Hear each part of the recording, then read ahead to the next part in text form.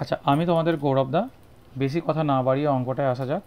এখানে যেটা বলছে যে এটা একটা যেই মেনের কোশ্চেনটা ভালোভাবে দেখো, একবার পজ করে একবার তোমরা পড়ে নাও কোশ্চেনটা, আমি অ্যান্সারটা করছি। দেখো, তাহলে এখানে যেটা বলছে যে পৃথিবীর অভিকর্ষ ত্বরণ জি ইকুয়াল টু, আমরা জানি জিএম বাই আর স্কোয়ার, যেখানে জিটা কি, জিটা হচ্ছে মহাকর্ষীয় ধ্রুবক, এমটা পৃথিবীর ভর আর আরটা হচ্ছে পৃথিবীর ব্যাসার্ধ। তাহলে এবার যেটা আসছে এরপর কোশ্চেনটাতে যেটা বলছে যে পৃথিবীর যে ব্যাসার্ধ যেটা, সেটা দেখো ভালো করে ভেবে দেখো, পৃথিবীর যে ব্যাসার্ধ সেটা কি হয়ে গেছে, মানে এখানে কোশ্চেনে বলেছে ডায়ামিটার, মানে ব্যাসটা কি হয়েছে রিডিউস টু 1/3।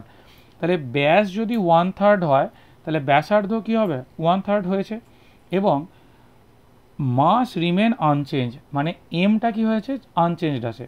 তাহলে হিসেব মতো আমার যেটা দাঁড়াচ্ছে যে নতুন যে অভিকর্ষজ ত্বরণ সেটাকে যদি আমি জি ড্যাশ লিখি, তাহলে জি এম ড্যাশ বাই আর ড্যাশের স্কোয়ার, মানে নতুন কন্ডিশন এটা।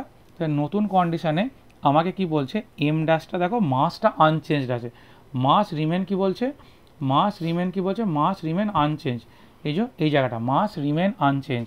তাহলে মাসটা এমটা এমই আছে, কিন্তু আর যেটা, আর কি হয়েছে, আর ড্যাশ যেটা, সেটা কি হয়ে গেছে 1/3।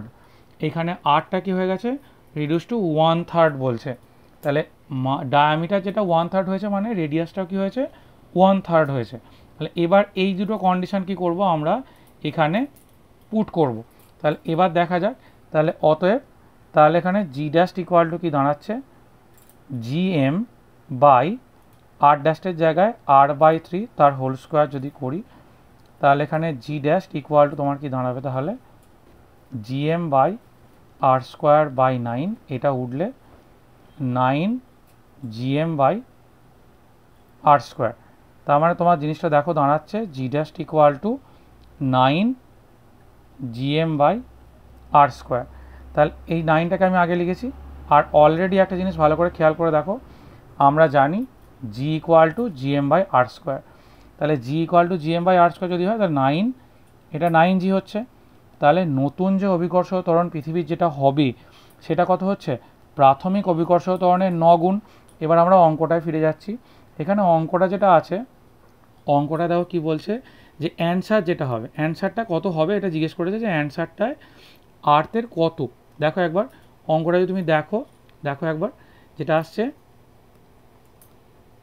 যে এই জায়গাটা কি বলছে, আমার কত অ্যান্সার আসছে 9, এই যে 9g, এই যে 9g, আর আমার এখানে অ্যান্সার কত এসছে, সেটা 9g, সেটা কত 9g। ক্লিয়ার জিনিসটা, অঙ্কটা বোঝা গেছে? Thank you.